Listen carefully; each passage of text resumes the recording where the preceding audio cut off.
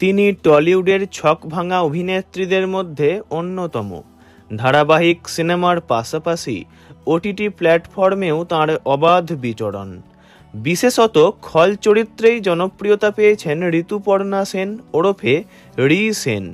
তবে পজিটিভ চরিত্রেও তিনি অত্যন্ত সাবলীল।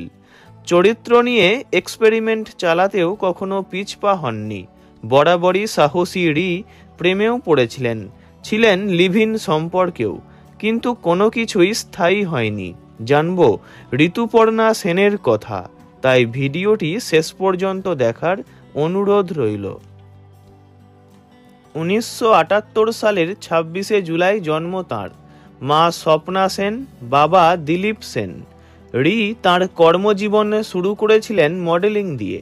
তারপর কৌশিক মুখার্জির পরিচালিত তেপান্তরের মাঠে ছবিতে অভিনয়ের সুযোগ পান, যদিও ছবিটি মুক্তি পায়নি।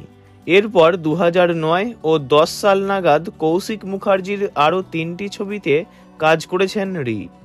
সেগুলি হলো লাভ ইন ইন্ডিয়া, বিষ এবং গান্ডু। গান্ডু ছবিতে নগ্ন দৃশ্যে অভিনয় করে একসময় চর্চায় উঠে এসেছিলেন রি, যদিও ছবিটি প্রেক্ষাগৃহে মুক্তি পায়নি। ছবিটি কেবলমাত্র চলচ্চিত্র উৎসবেই দেখানো হয়েছিল। কৌশিক মুখার্জির সঙ্গে কাজ করতে করতেই সম্পর্কে জড়িয়ে পড়েন তাঁরা। সম্পর্কে থাকাকালীনই তাঁরা একে অপরের নাম দিয়েছিলেন রি এবং কিউ। সম্পর্ক থেকেই একসময় লিভ ইন করতে আরম্ভ করেছিলেন তাঁরা। তবে দীর্ঘ 11 বছর ধরে লিভ ইন করার পরও সেই সম্পর্ক বিয়ে পর্যন্ত গড়ায়নি এবং তা ভেঙেও যায়। সম্পর্ক ভাঙার পর মানসিক যন্ত্রণায় ভুগতেন রি। অভিনেত্রী বলেন, কিউয়ের সঙ্গে আমার ব্রেকআপ চলছিল তখন আমি টাইফয়েডে পড়ি। একেবারে একলা হয়ে গিয়েছিলাম। সেই সময় কিউ একবারের জন্য আমার খোঁজ নেয়নি, আমাকে দেখতে আসেনি, একবারও জানতে চায়নি আমি বেঁচে আছি না মরে গিয়েছি। আমি হয়তো তখন মরেই যেতে পারতাম। শুনেছিলাম ও অন্য মহিলাদের সঙ্গে ব্যস্ত।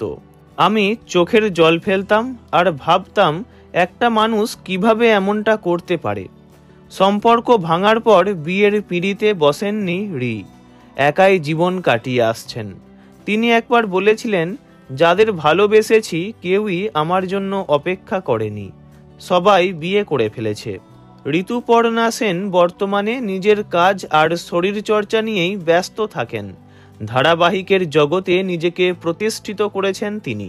জয়কালী, কলকাতাওয়ালি, ত্রিনয়নী, ধ্রুবতারা, খুকুমণি হোম ডেলিভারি, দুর্গা দুর্গেশ্বরী, উড়নতবরি, কে প্রথম কাছে এসেছি, এখানে আকাশ নীল ইত্যাদি বহু ধারাবাহিকে দাপটের সঙ্গে অভিনয় করেছেন। বর্তমানে তাঁকে তেঁতুল পাতা ধারাবাহিকে দেখা যাচ্ছে। ভিডিওটি ভালো লাগলে লাইক করবেন, অন্য কারোর বিষয়ে জানতে কমেন্ট করবেন, আর এমনই সব ভিডিও পেতে চ্যানেলটি অবশ্যই সাবস্ক্রাইব করবেন। ধন্যবাদ।